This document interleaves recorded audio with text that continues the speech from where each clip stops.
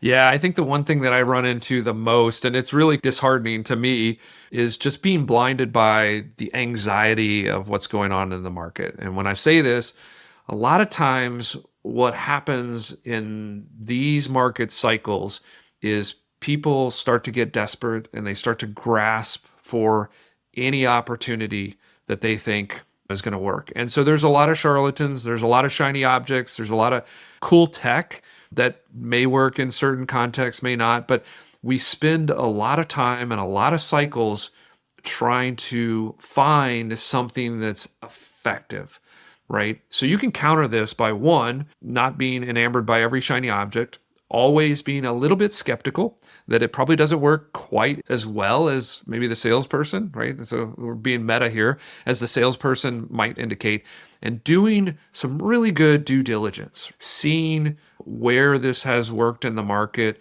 trying to figure out who else has potentially used this, and really be a little bit stingy.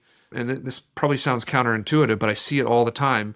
Be stingy with your budget and make sure that you've done a good job vetting anything that you're investing in.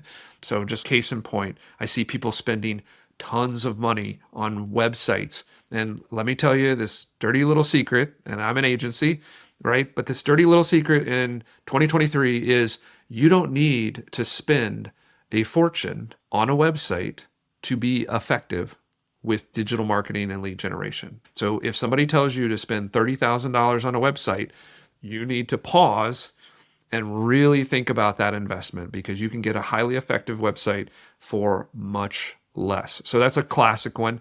Lead buying. I talk a lot about lead buying. One of the things that I see in the lead buying context is people not asking the right kind of questions about lead buying. One of the favorite questions is like, how many times have you sold that lead to? And I always tell people it's infinity. It doesn't matter, right? Because there's lots of people marketing, the consumer's making a lot of different choices and they're looking to shop. But what you do need is you do need to step back and make sure that you're investing in a good set of leads. So ask them questions about, how was this lead actually generated? What did this customer that I'm getting in my CRM, what did they see before? What did the offer look like? What's the journey like? So again, in the context of making sure that you're making the best decisions and marketing investments, stepping back, being a little stingy, being a little skeptical, and asking a lot of good questions, that is your due diligence before you make the investment.